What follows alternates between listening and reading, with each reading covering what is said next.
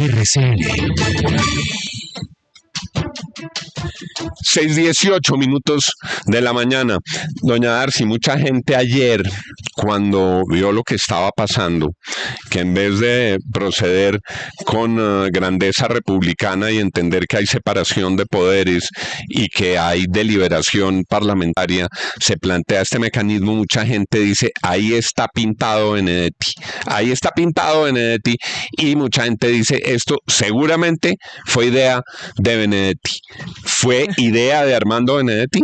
Pues don Juan, sí, fue idea del ministro del Interior, idea que rápidamente compró el presidente Gustavo Petro, porque obviamente era una respuesta rápida a la cerrada de puerta a la reforma laboral y a la reforma de la salud del gobierno, del Congreso, y era una manera también de cabalgar libremente sobre una consulta y hacer campaña de cara al 2026. Había algo de júbilo, quiero decirle, en medio de todo dentro del gobierno, porque sienten que les dieron papaya, que cerraron esa puerta y les dieron papaya para hacer esto precisamente, que es la consulta.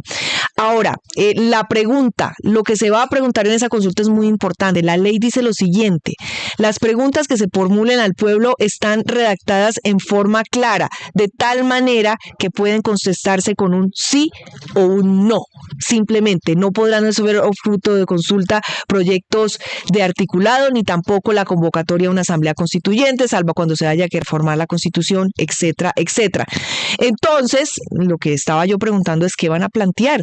Pero ¿cómo así? O sea, ¿qué es lo que van a plantear ustedes en esa pregunta donde los colombianos vamos a contestar sí o no? Pues preguntas como: ¿quiere usted unas mejores condiciones laborales? ¿Quiere usted una salud con mayor acceso? ¿Quiere usted ser atendido con dignidad y prontitud en el sistema de salud? Algo así. ¿Quién va a decir que no? Pues ¿quién va a decir que no a una cosa de estas? Es decir, lo que van es a plantearnos un mundo ideal. Pues todo el mundo quiere, por supuesto, una buena salud, todo el mundo quiere mejores derechos de los trabajadores. Lo que pasa es que eso finalmente se va a traducir a una reforma que para la mayoría de colombianos no es conveniente. Lo otro, los tiempos. Ellos creen que sí les dan, porque le queda muy difícil al Senado, dicen ellos, cerrarle la puerta a un mecanismo democrático. ¿Cómo va a decir el Senado que no a una consulta? ¿Cómo? Que ahí sí se levantarían los ánimos populares, porque ahí sí sería el Senado pues cerrando la puerta a todos los mecanismos democráticos. Y la plata nunca va a faltar para la democracia, es lo que me dicen. La plata de la consulta, al contrario de los subsidios y de todo lo que no han girado, esa sí la van a girar rapidito por parte del Ministerio de Hacienda. Hoy la registraduría precisamente se está reuniendo para calcular cuánto va a costar esta consulta y de qué partida presupuestal estamos hablando. 6:22, Darcy, pero el hecho de que la consulta contemple una instancia previa en el Congreso es porque en el fondo la voluntad del legislador es que el Congreso pueda decidir si sí o si no. Y es tan legítimo que el Congreso diga que sí o que no vengan ahora a amedrentar al Congreso a decir que van a negar la voluntad del pueblo, porque es que la tarea legislativa se la encomendaron al Congreso de la República y por eso hay separación de poderes. Entonces, el Congreso tiene un origen democrático. Incluso en la elección de Congreso votó más gente que en la elección de presidente, y en la elección de Congreso hay mucho más pluralismo y mucho más reflejo de la realidad política del país que en la elección de presidente, por la sencilla razón de que la elección del presidente es uninominal y en el Congreso están representadas todas las fuerzas políticas del país. Entonces, si va a empezar la retórica de amedrentar al Congreso a decirle que la consulta que le permite decidir si sí o si no solo podría tener sí como respuesta, pues tienen razón.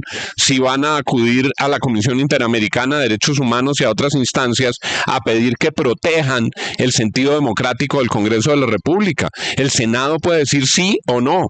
¿Y en qué casos puede decir no? Si considera que las preguntas no están cabalmente redactadas, si consideran que unas preguntas como las que se someten a su consideración le hacen más daño al país, o quebrantan más el alma de la nación, o generan más polarizaciones, o alejan más al país de la paz, o si inducen desencadena nuevas violencias. Es que en el fondo, ¿qué induce a más violencia?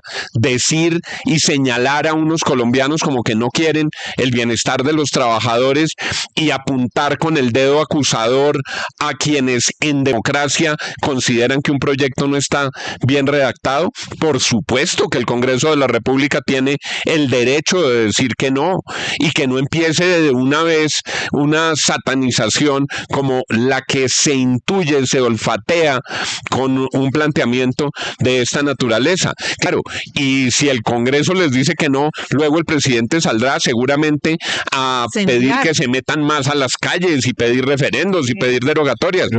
Pero el Congreso tiene ese derecho, profesor Quijano. Sabe, doctor Juan, que hay dos cosas con el Congreso. El Congreso nos parece malísimos, nos parecen corruptos, que tal el libaname ese, es decir, en la transaccionalidad entre el Ejecutivo y el Legislativo está prácticamente avalada, y unas veces el Congreso nos sirve y otras veces no nos sirve. A mí sí me parece que el descrédito del Congreso de la República se está poniendo en tela de juicio con esta propuesta del gobierno, y realmente dicen, unas veces nos sirven los congresistas, otras veces no nos sirven. Ahora, dice el gobierno, si el Congreso no avanza en las reformas, pues nosotros las sacamos por democracia con el pueblo, porque la alternativa pero existe.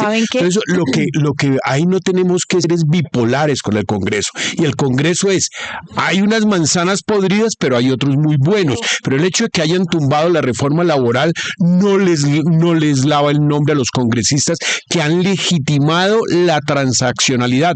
Deme contratos, deme cargos y yo le paso las reformas. Eso es lo que están destapando. Eso es lo que destapa el exministro Reyes, que le piden cargos y los personajes ahí orondos para que pasen la reforma. Ahora, dice que no solo fueron congresistas, ¿no? Dice que fueron altos funcionarios del gobierno hoy. Sí, pero miren, les quiero decir una cosa que me contaron ayer también off the record en confidencialidad.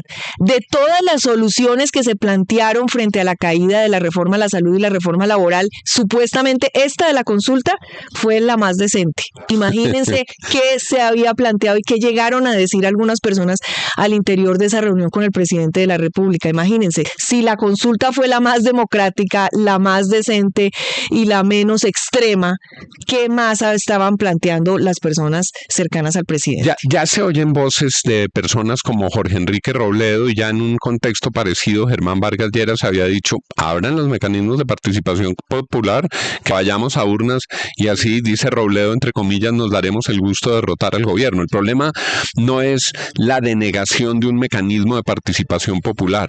La clave es que el mecanismo de participación popular no engendre más violencia y no engendre